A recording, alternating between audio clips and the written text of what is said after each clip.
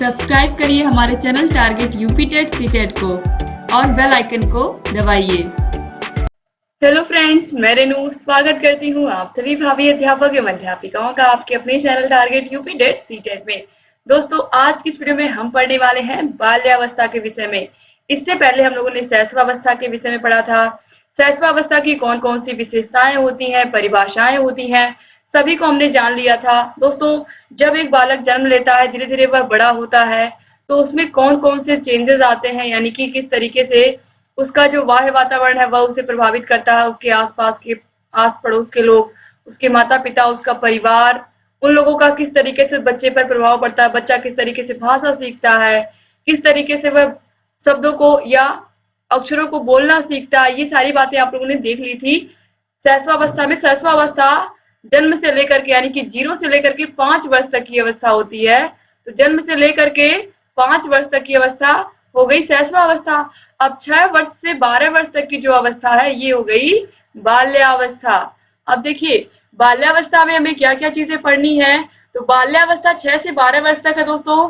तो बाल्यावस्था में सबसे पहले तो मैं आपको ये बता दूं कि जैसे ही बच्चे का शैशवावस्था कंप्लीट हुआ, यानी कि शैशवावस्था पूरा हुआ उसका, अब इसके बाद उसका चाइल्डहुड स्टेज यानी कि बाल्यावस्था स्टार्ट हो गया। और बाल्यावस्था 6 से लेकर के 12 वर्ष तक की अवस्था है।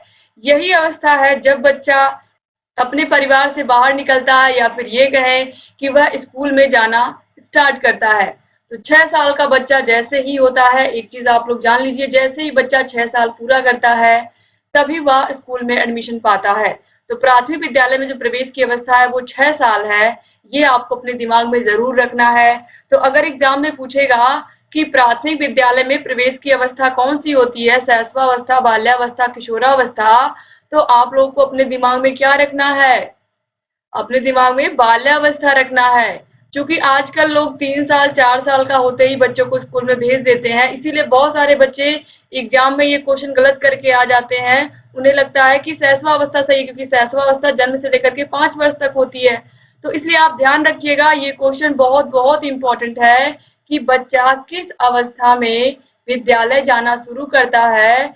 तो बाल्यावस्था में। ठीक है, जो मनोविज्ञान है वो यही मानता है कि जब बच्चा बाल्यावस्था में प्रवेश करता है, बाल्यावस्था में आता है, तब उसे हमें विद्यालय भेजना चाहिए, क्योंकि उसका शारीरिक और मानसिक विकास उस तरीके का हो चुका रहता है उस समय कि वह विद्यालय जाने के लिए तैयार हो जाता है। और आजकल क्या होता है, आजकल 3 साल 4 साल का बच्चा हुआ नहीं, स्कूल में उसको भेज दिया जाता है। ठीक है, तो इस तरीके से यहाँ पर जो बाल्यावस्था है, आप याद रखिएगा कि जब बच्चा स्कूल जाना शुरू करता है या स्कूल में जाने की जो अवस्था होती है वो बाल्यावस्था होती है। इससे पहले बच्चा कहाँ रहता है? आंगनवाड़ी केंद्र में रहता है। ठीक है, जहां पर उसे प्री प्राइमरी एजुकेशन या फिर ये कहें कि जो LKG UKG बेबी क्लास होता है उसकी शिक्षा आंगनवाड़ी में मिलती है। और जब 6 साल बच्चा कंप्लीट कर लेता है तब वह कहाँ आता है? तब वह प्राथमिक विद्यालय में प्रवेश लेता है। तो ये सरकार के अकॉर्डिंग, मनोविज्ञान के अकॉर्डिंग ये बात आपको ध्यान में रखनी है। ठीक है, अब देखिए जो बाल्यावस्था दोस्तों, इसको भी 2 भागों में बांट दिया गया है, संचय काल और परिपाक काल। जो संचय काल है यह 6 से लेकर के 9 वर्ष तक की अवस्था है, और जो परिपाक काल है यह 9 से लेकर के 12 वर्ष तक की अवस्था है। तो 6 से 9 वर्ष को हम पूर्व बाल्यावस्था भी कहते हैं, पूर्व बाल्यावस्था, और 9 से 12 वर्ष तक को उत्तर बाल्यावस्था। ठीक है, तो ये दिमाग में रखिएगा, संचय काल, परिपाक काल। संचय काल 6 से 9 वर्ष और परिपाक काल 9 से 12 वर्ष। ठीक है, तो इनके बारे में अभी आप आगे भी पढ़ोगे। तो देखिए, अब यहाँ पर बाल्यावस्था बालक के जीवन का स्वर्णिम समय होता है, जिसमें उसका सर्वांगीण विकास होता है। यह अवस्था बालक के व्यक्तित्व के निर्माण की होती है। बालक में इस अवस्था में विभिन्न आदतों, व्यवहार, रुचि एवं इच्छाओं के प्रतिरूपों का निर्माण होता है। ठीक है, तो जो बाल्यावस्था होती है यह क्या होती है? बालक के जीवन का स्वर्णिम समय होता है। स्वर्णिम समय क्यों होता है? क्योंकि यही वह समय है जब बच्चा वास्तविक जीवन में प्रवेश करता है। अभी तो वह अपने माता पिता, अपने परिवार के बीच में रहता है, लेकिन अब वह स्कूल जाने लगा तो वहां पर उसे बहुत सारे दोस्त मिल गए, यानी कि उसके आसपास उसके क्लास फेलो, उसके टीचर, उसको दोस्त मिले नए नए, वह अपनी बातों को उनसे कहता है, उसके दोस्त उससे अपनी बातों को कहते हैं। तो इस तरीके से जो उसका सर्कल है, जो उसके आसपास लोग हैं वो बढ़ जाते हैं और वह सामाजिकता सीख जाता है धीरे धीरे। ठीक है, तो इस तरीके से इसमें देखिए बालक का सर्वांगीण विकास होता है। क्यों? क्योंकि वह विद्यालय में आता है, विद्यालय में केवल पढ़ाई ही नहीं, पढ़ाई के साथ साथ खेल कूद और भी एक्स्ट्रा करिकुलम करवाए जाते हैं। तो इस तरीके से बच्चे का सर्वांगीण विकास होता है। ठीक है, और यह क्या होती है, यह अवस्था जो होती है यह बालक के व्यक्तित्व के निर्माण की होती है, क्योंकि यहीं पर आकर के तो बच्चा वास्तविक जीवन में प्रवेश करता है और स्कूल में आकर के बहुत सारी चीजें सीखता है। ठीक है, अब देखिए इसके अलावा इसी अवस्था में बच्चों की आदतों में अलग अलग प्रकार से क्या होता है, आदतों में, व्यवहार में, रुचियों में परिवर्तन होता है और इच्छाएं भी बदलती रहती हैं।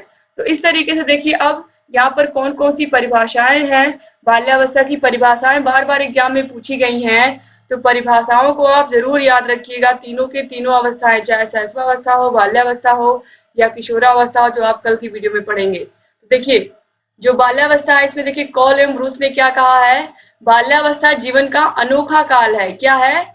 जीवन का अनोखा काल। तो एग्जाम में पूछेगा कि बाल्यावस्था को जीवन का अनोखा काल किसने कहा है, तो कॉल एवं ब्रूस ने कहा है, याद रखिएगा। इसके बाद रॉस ने क्या कहा है, बाल्यावस्था को मिथ्या परिपक्वता का काल कहा है। तो बाल्यावस्था मिथ्या परिपक्वता का काल है, यह किसने कहा है, रॉस ने कहा है। इसके बाद है रॉस के अनुसार शारीरिक व मानसिक स्थिरता बाल्यावस्था की सबसे बड़ी विशेषता है। तो रॉस ने कहा है कि शारीरिक व मानसिक स्थिरता, यह जो अवस्था होती है इसमें कुछ समय के लिए बच्चों का शारीरिक और मानसिक विकास स्थिर हो जाता है। तो यहाँ पर यही कहा है कि शारीरिक व मानसिक स्थिरता बाल्यावस्था की सबसे बड़ी विशेषता है। किलपैट्रिक के अनुसार बाल्यावस्था जीवन का निर्माण काल है। किलपैट्रिक ने क्या कहा है, बाल्यावस्था जीवन का निर्माण काल है। फिर स्ट्रैंग के अनुसार शायद ही ऐसा कोई खेल हो जिसे 10 वर्ष के बालक ना खेलते हों। फिर फ्रायड है, जीवन का निर्माणकारी काल बाल्यावस्था को कहा जाता है। तो जीवन का निर्माणकारी काल कौन सा है, बाल्यावस्था। किसने कहा है, फ्रायड ने कहा है। अब देखिए इसके बाद बाल्यावस्था की कौन कौन सी विशेषताएं हैं, ये बहुत बहुत इंपॉर्टेंट है। विशेषताएं ही एग्जाम में मैक्सिमम पूछता है, परिभाषाएं भी पूछता है और विशेषताएं भी पूछता है। तो शारीरिक व मानसिक स्थिरता, यह बाल्यावस्था की सबसे महत्वपूर्ण विशेषता है। 6 या 7 वर्ष के बाद शारीरिक और मानसिक विकास स्थिरता में आ जाती है। यह स्थिरता उसकी शारीरिक व मानसिक शक्तियों को दृढ़ता प्रदान करती है, जिसके फलस्वरूप उसका मस्तिष्क परिपक्व सा और वह स्वयं वयस्क सा जान पड़ता है। यानी कि 6 या 7 वर्ष के बाद जो बच्चे का शारीरिक और मानसिक विकास होता है वो कुछ समय के लिए स्थिर हो जाता है, और यह स्थिरता क्या होती है, इससे उसके शारीरिक और मानसिक शक्तियों का दृढ़ता से विकास करने में मदद करती है। यानी कि यह स्थिरता उसकी शारीरिक व मानसिक शक्तियों के विकास को दृढ़ता प्रदान करती है, जिसके फलस्वरूप उसे यह लगता है कि वह एक वयस्क व्यक्ति बन गया है, या फिर वह बड़ों की तरह बन गया है जिसको सारी बातें पता होती हैं। उसे यह लगता है कि वह बिल्कुल बड़ों की तरह बन गया है और वह सारी बातें उससे समझ में आती हैं और वह बड़ों की तरह बिहेव करने लगता है। ठीक है, तो वह अपने आप को स्वयं क्या समझता है, एक वयस्क समझता है। अब देखिए इसके बाद जिज्ञासा की प्रबलता, ये बहुत बहुत इंपॉर्टेंट है। बाल्यावस्था में बच्चों के अंदर जिज्ञासा बहुत होती है। 6 से लेकर के 12 वर्ष तक की अवस्था, इसका रीजन है बच्चे इसी समय में स्कूल जाना शुरू करते हैं, तो अपने आसपास की दुनिया से मिलते हैं और इसके अलावा स्कूल में फ्रेंड्स बनते हैं। अलग अलग इन्वायरमेंट के बच्चे एक विद्यालय में आते हैं। ये बात मैंने बार बार आपको बताई है कि एक स्कूल में अगर एक कक्षा में 30 बच्चे हैं तो 30 के 30 के जो माता पिता हैं वो अलग अलग, किसी बच्चे की माता कहीं काम करती होंगी, कहीं जॉब करती होंगी, किसी बच्चे की माँ हाउस वाइफ होंगी, किसी के पिताजी खेती करते होंगे, किसी बच्चे के पिताजी कहीं बाहर जाकर जॉब करते होंगे। तो इस तरीके से हर एक बच्चे की का जो बैकग्राउंड होता है वो बहुत डिफरेंट होता है। खासकर सरकारी विद्यालय की अगर मैं बात करूं तो वहां पर जब आप जाओगे तो आपको बहुत चुनौतियों का भी सामना करना पड़ेगा, क्योंकि और भी बहुत सारी चीजें हमारे समाज में होती हैं जो आप जब जाओगे वहां पर तो आप खुद एक्सपीरियंस करोगे कि किस तरीके से बच्चे कैसे कैसे इन्वायरमेंट से आते हैं और किस तरीके से उनके माता पिता की सोच होती है, या फिर ये कहें कि किस तरीके से वह बच्चों पर कितना ध्यान देते हैं, कितना ध्यान नहीं देते हैं, और एक शिक्षक की कितनी रिस्पॉन्सिबिलिटी होती है। तो शिक्षक की रिस्पॉन्सिबिलिटी तो हमें पता ही है, हमारे पास बच्चा आता है तो हमें उसे अपना बेस्ट देने की कोशिश करनी है। जितना हमें आता है वो हमें उस बच्चे को देना ही देना है, और हमें हमेशा कोशिश यही करनी है कि हमें हर बच्चे पर ध्यान देना है और हर बच्चे की प्रतिभा को निखारना है। ठीक है, तो एक शिक्षक की जिम्मेदारी शिक्षक अच्छे से समझता है, लेकिन स्कूल के बाद बच्चा कितना पढ़ता है, कितना नहीं पढ़ता है, किस तरीके से वह केवल खेलने में ही समय व्यतीत करता है या घर के कामों में हाथ बटाता है, किस तरीके से वह घर पर कितना पढ़ पाता है, ये सब उसके माता पिता के ऊपर ये जिम्मेदारी होती है। तो कहीं ना कहीं जो बच्चे होते हैं, किसी के माता पिता बहुत ध्यान दे रहे हैं पढ़ाई पर, वो टीचर से मिलने भी आते हैं विद्यालय में, बच्चों की समस्या भी बताते हैं, और किसी किसी के माता पिता बिल्कुल ध्यान नहीं देते हैं। तो ये सब चुनौतियां हैं। तो बच्चे जो होते हैं वो अलग अलग इन्वायरमेंट से आते हैं, तो उन सभी के अंदर क्या होती है, लगभग जितने बच्चे होते हैं मैक्सिमम बच्चों के अंदर जिज्ञासा बहुत होती है, वो प्रश्न बहुत पूछते हैं। ठीक है, तो बालक की जिज्ञासा विशेष रूप से प्रबल होती है। वह जिन वस्तुओं के संपर्क में आता है उनके बारे में प्रश्न पूछकर हर तरीके की जानकारी प्राप्त करना चाहता है। उसके प्रश्न शैशवावस्था के साधारण प्रश्नों से भिन्न होते हैं। अब वह शिशु के समान नहीं पूछता है वह क्या है, बल्कि वह इस प्रकार पूछता है कि यह कैसे क्यों है, यह ऐसे क्यों है, यह ऐसे कैसे हुआ। जैसे कि आपको मैंने बताया था शैशवावस्था में कि जो बच्चे होते हैं, बच्चों को आपने परियों की कहानी सुना दी, भूत प्रेत की कहानियां आपने सुना दी, तो बच्चों को ये सारी बातें सही लगती हैं, वो अंधेरे में डरने लगते हैं कि हाँ सच में भूत आ जाएगा या ऐसे। लेकिन अब जो यहाँ पर जो बच्चे बाल्यावस्था में आते हैं, ये भी पूछने लगते हैं कि भूत ऐसे क्यों होता है, परी यही कपड़े क्यों पहनती है, वो हमेशा छड़ी क्यों ली रहती है, या इस तरीके से वो लोग कहाँ रहते हैं, भूत का घर कहाँ, ये बच्चे और चीजें और प्रश्न पूछने लगते हैं, और यह ऐसे कैसे हुआ। ठीक है, तो यहाँ पर केवल बच्चा अब यह नहीं पूछता है कि यह क्या है, बल्कि यह ऐसा क्यों है, यह ऐसे कैसे हुआ। तो ये सब बच्चे यहाँ पर और जिज्ञासु हो जाते हैं, और हर एक चीज के बारे में वो क्या पूछने लगते हैं, प्रश्न पूछने लगते हैं। तो यह जिज्ञासा की क्या होती है, प्रबलता होती है बच्चों की। यहाँ पर किसमें, बाल्यावस्था में बच्चों के अंदर क्या होती है, जिज्ञासा की प्रबलता होती है। इसके बाद देखिए वास्तविक जगत से संबंध। वास्तविक जगत से संबंध का मतलब है कि इस अवस्था में बालक शैशवावस्था के काल्पनिक जगत का परित्याग करके वास्तविक जगत में प्रवेश करता है। वह वास्तविक जगत की प्रत्येक वस्तु से आकर्षित होता है तथा इसके बारे में अधिक से अधिक जानकारी प्राप्त करने का प्रयत्न करता है। तो अभी मैंने आपको बताया कि अपने शैशवावस्था की जो काल्पनिक दुनिया है उसको वह परित्याग कर देता है, और वो वास्तविक जीवन में आता है। कैसे, वह विद्यालय जाना शुरू करता है, उसे फ्रेंड्स मिलते हैं, वह अपने आसपास के वातावरण को देखता है, तो उसे बहुत सारी चीजें आकर्षित करती हैं और वास्तविक जीवन उसे अच्छा लगने लगता है। तो इस तरीके से वह जिस भी वस्तु को देखता है वह उसके बारे में प्रश्न करना शुरू कर देता है। इसके बाद है रचनात्मक कार्यों में रुचि। दोस्तों, यह जो बाल्यावस्था होती है 6 से 12 वर्ष तक की, आप सभी लोगों ने खुद इसको एक्सपीरियंस किया है, और आपको खुद याद भी होगा कि स्कूल में टीचर्स क्राफ्ट बनवाते थे, या फिर जो मैम थी वो बहुत सारी चीजें बनवाती थी, जैसे कि बच्चों के लिए फ्रॉक बनाना सिखाती थी। क्लास 6, 7, 8 की बात मैं कर रही हूँ। इसके अलावा जो टीचर्स होते थे वो दफ्ती से या कागज से ही अलग अलग चीजें बनाना सिखाते थे, जैसे कि गुलदस्ता बना दिया कागज से फूल बना करके। ठीक है, तो इस तरीके से यहाँ पर ये जो एज होती है इसमें बच्चों में रचनात्मक कार्य में बहुत बहुत बच्चों को रुचि होती है। बच्चों के अंदर कुछ ना कुछ क्रिएटिविटी हमेशा अंदर होती है कि कुछ ना कुछ हम अच्छा करें। तो देखिए बाल्यावस्था में बालक बालिकाओं की रचनात्मक कार्यों में रुचि होती है।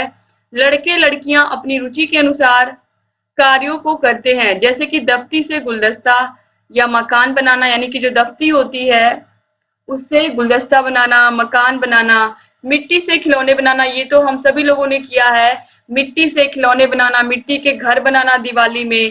ठीक है, रंगीन कागज तथा कपड़े से फूल आदि बनाना, रंगीन कागज से तथा कपड़े से फूल आदि बनाना, गुड़िया बनाना, कपड़े की गुड़िया बनाना। तो ये सारी चीजें किस अवस्था में होती है, यही 6 से लेकर के 12 वर्ष तक की जो अवस्था होती है, जो बाल्यावस्था होती है, इसी में ही हम ये सारी चीजें करते हैं। तो रचनात्मक कार्य यानी कि जो क्रिएटिव वर्क होता है उसमें बच्चों को बहुत इंटरेस्ट आता है। तो रचनात्मक कार्य के बारे में भी आप लोग समझ गए कि बच्चों के अंदर क्रिएटिविटी बहुत होती है। किस अवस्था में, बाल्यावस्था में। तो अगर एग्जाम में पूछेगा कि बच्चों की किस अवस्था में रचनात्मक कार्यों में रुचि होती है, तो आप आसानी से बता ले जाएंगे ना, कौन सी अवस्था, बाल्यावस्था। ठीक है, तो इसी अवस्था में बच्चे अलग अलग खिलौनों, अलग अलग खिलौने बनाते हैं मिट्टी से, घर बनाते हैं मिट्टी का। ठीक है, इसके अलावा और भी बहुत सारी चीजें आपने देखी ली कि लड़कियां कपड़े से गुड़िया बनाती हैं, और दफ्ती से बच्चे क्या बनाते हैं, गुलदस्ता। ये सारी चीजें आपने देख ली। अब इसके बाद देखिए सामाजिक गुणों का विकास होता है। इस अवस्था में सामाजिक गुणों का विकास कैसे होता है? बहुत सिंपल सी चीज है कि यही वह अवस्था है, बाल्यावस्था, जिस अवस्था में बच्चे स्कूल में जाना शुरू करते हैं। तो जब स्कूल में जाते हैं तो कभी-कभी क्या होता है, कोई बच्चा पेंसिल ले जाना भूल गया, कोई इरेजर ले जाना भूल गया, कोई पेन ले जाना भूल गया, क्योंकि इस अवस्था में बच्चे पेन से लिखना मिलनी शुरू कर देते हैं। तो कोई किसी का काम नहीं पूरा है, तो वह क्या करता है, अगर एक दिन कोई स्कूल नहीं गया तो काम नहीं पूरा है जिस बच्चे का, वह क्या करेगा, अपने फ्रेंड से ही तो कॉपी मांगेगा कि कल सर ने या मैम ने क्या लिखवाया था, हमको दे दो, हम पूरा कर लें। तो इस तरीके से यह जो अवस्था होती है, इसमें बच्चे सामाजिकता सीखते हैं। सामाजिकता का मतलब है एक दूसरे का सहयोग करना, एक दूसरे के प्रति सद्भावना रखना, सहनशीलता और आज्ञाकारिता, यानी कि शिक्षक की बातों को मानना। यह जो अवस्था होती है, इसमें बच्चे इन सब बातों को सीखते हैं कि बड़ों का कहना हमें मानना है। और हमारी फ्रेंड के पास, अगर उसके पास पेन नहीं है तो एक, अगर वो भूल गया तो उसको हमें पेन दे दे, उसका काम नहीं पूरा है तो हम उसके साथ ही बैठे रहें जब तक वह काम अपना नहीं कंप्लीट कर लेता। एक साथ बैठ करके हम टिफिन करें। तो यहाँ पर ये जो बाल्यावस्था होती है, इसमें बच्चों के अंदर सहयोग की भावना, सद्भावना, सहनशीलता और आज्ञाकारिता, यानी कि एक मित्रवत व्यवहार बच्चे सीख जाते हैं, मित्र बनाना सीख जाते हैं। उनके साथ उन्हें समय व्यतीत करना क्या लगता है, बहुत ही अच्छा लगता है। ठीक है, तो बालक विद्यालय के विद्यार्थियों और अपने समूह के सदस्यों के साथ पर्याप्त समय व्यतीत करता है, अतः उसमें अनेक सामाजिक गुणों का विकास होता है, जैसे कि सहयोग, सद्भावना, सहनशीलता और आज्ञाकारिता आदि। इसके बाद सामूहिक प्रवृत्ति की प्रबलता, तो इंटेंसिटी इन ग्रुप फीलिंग। बालक अधिक से अधिक समय दूसरे बालकों के साथ व्यतीत करना चाहता है, वह किसी न किसी समूह का सदस्य बन जाता है, अतः बालक में प्रबल सामूहिक प्रवृत्ति होती है। तो सामूहिक प्रवृत्ति की प्रबलता का मतलब ये हुआ कि बच्चे समूह, अपनी अपनी टोली या अपना अपना ग्रुप बना लेते हैं। जैसे 6-7 लोग अपना क्या बना लिए, ग्रुप बना लिए, और उसी ग्रुप में वो लोग रहते हैं। जैसे कि जिस भी बच्चे का स्वभाव जैसा होता है, उसका ग्रुप भी वैसा ही होता है। अगर बच्चा सहनशीलता का गुण है, उसके अंदर मित्रता का गुण है, तो उसके फ्रेंड्स भी उसी तरीके के बनेंगे। ठीक है, अगर कोई बच्चा चंचल है तो वह उसी तरीके का, अपने ही तरीके का फ्रेंड ढूंढेगा, या अपने ही जो जिससे उसका स्वभाव मिले। यानी कि यहाँ पर क्या होता है कि बच्चे जिस तरीके का उनका स्वभाव होता है, उसी तरीके के फ्रेंड्स बनाना वो शुरू करते हैं। तो जो सामूहिक प्रवृत्ति होती है, इसमें क्या होता है, बच्चे समूह में रहना पसंद करते हैं, अपने फ्रेंड सर्किल में रहना पसंद करते हैं बाल्यावस्था में। ठीक है, और अधिक से अधिक समय अपने फ्रेंड्स के साथ बिताना उन्हें अच्छा लगता है। अब इसके बाद देखिए काम प्रवृत्ति में परिवर्तन। इसका मतलब क्या हुआ, शैशवावस्था में आपने देखा था कि बच्चे अपने हाथ के अंगूठे को, पैर के अंगूठे को चूसते हैं और सोचते हैं कि घर के जितने भी सदस्य हैं, सबका उन्हें लाड प्यार और दुलार मिले, और इस तरीके से और किसी को इस तरीके का लाड दुलार ना मिले। ठीक है, जैसे कि मैंने आपको बताया था कि अगर बच्चे के माता पिता की गोद में किसी और का बच्चा है, तो बच्चा रोने लगता है कि मेरे माता पिता मुझे क्यों नहीं गोद में लिए। इस तरीके से आपने देखा भी है। तो यहाँ पर आप देखिए शैशवावस्था से निकल के जब बच्चा बाल्यावस्था में आता है, तो वह वातावरण से घुल जाता है, क्योंकि वह स्कूल जाने लगता है, अपने आसपास के, अपने मोहल्ले के बच्चों के साथ खेलने लगता है, तो वह अपने वातावरण से समायोजन स्थापित करने लगता है। तो बच्चों में समलिंगी प्रेम पनपने लगता है, जैसे कि लड़के लड़कों को अपना दोस्त बनाते हैं और लड़कियां लड़कियों को अपना दोस्त बनाती हैं।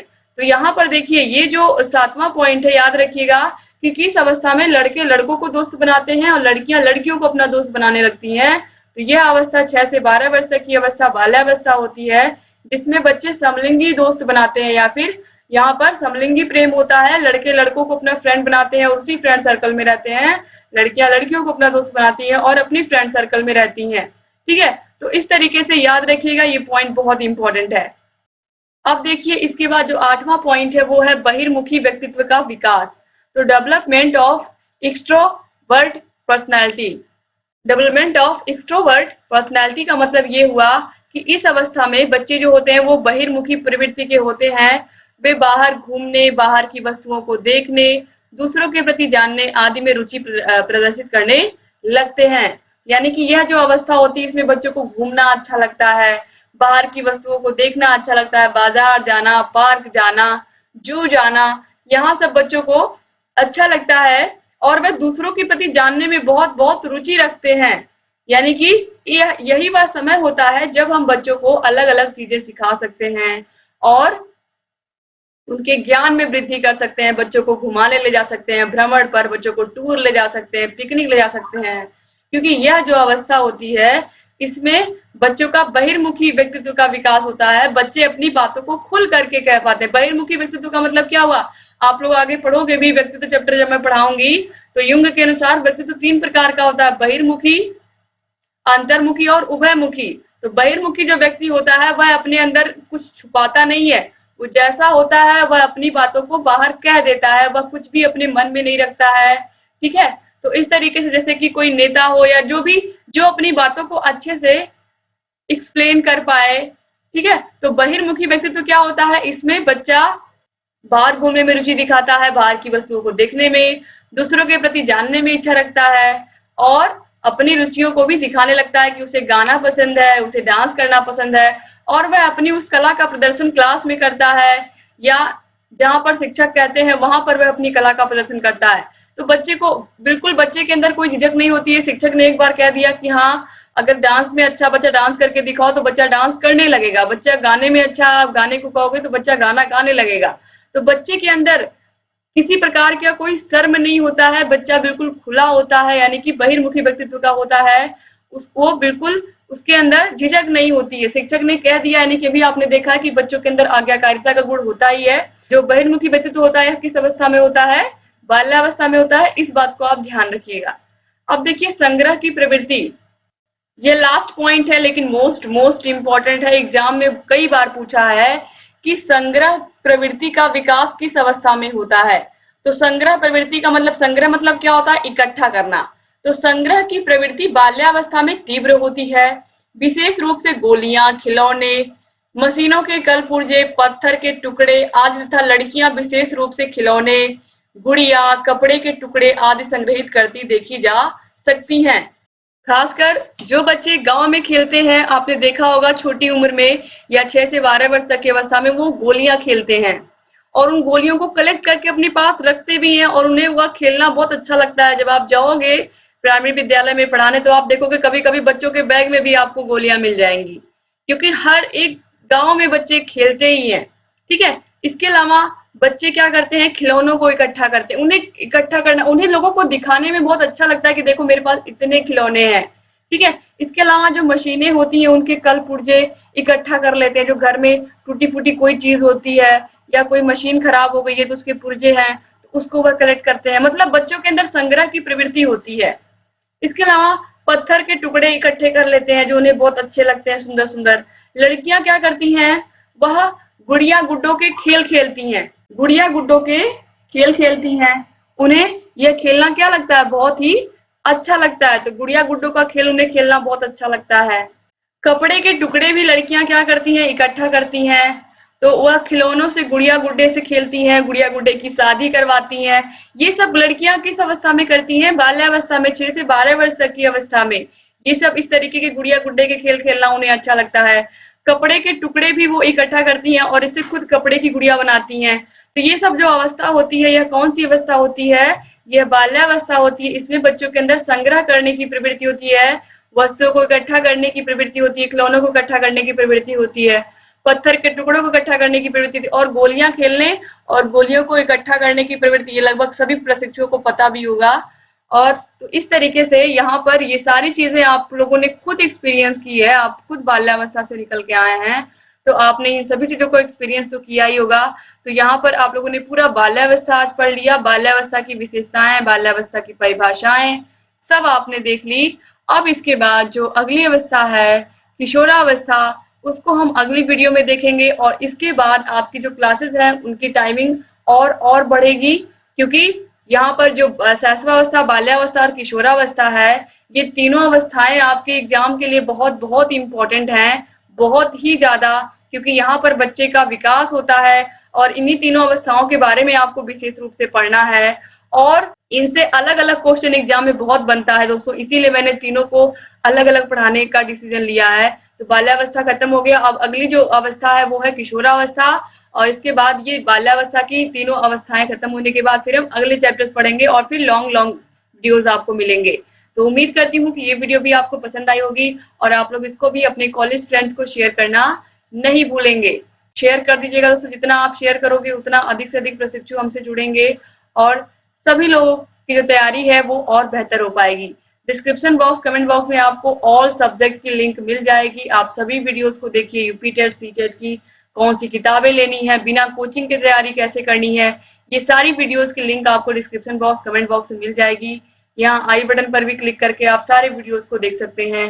डिस्क्रिप्शन बॉक्स, कमेंट बॉक्स में भी आपको सारे विषयों की लिंक मिली जाएगी, ऑलरेडी मैंने बता ही दिया। तो अगर चैनल को सब्सक्राइब नहीं किया तो प्लीज सब्सक्राइब कर दीजिए, बगल में घंटी का निशान है उसको भी प्रेस कर दीजिए, ताकि जो भी नई वीडियोस हम बनाते हैं उसका नोटिफिकेशन आपके पास समय से जाए और आप बिना मिस किए हमारे सारे वीडियोस को ऐसे ही देखते रहें। उम्मीद करती हूँ कि आप वीडियो को लाइक करके जाएंगे और अपने अच्छे से प्यारे प्यारे कमेंट्स जरूर छोड़ के जाएंगे। आपके कमेंट्स ही हैं जो हमें रेगुलर मोटिवेट करते हैं आपके लिए वीडियोस लाने के लिए और रेगुलर आप लोगों को ऐसे ही अच्छे अच्छे कंटेंट देने के लिए। तो ऐसे ही बने रहिए चैनल से, सारे वीडियोस को देखते रहिए, अपना ख्याल रखिए, अपनी फैमिली का ख्याल रखिए और हमारा एक ही सपना है, आप सभी लोग शिक्षक बने और अपने सपने को साकार करें और शिक्षक बनने की यह सीढ़ी ही है जिसे आपको पार करना है। तो ऐसे ही बने रहिए, सारे वीडियोस को देखते रहिए और लगातार आपके लिए वीडियोस हम लेकर के आते रहेंगे और आपकी तैयारी को बेहतर कराते रहेंगे। जय हिंद दोस्तों।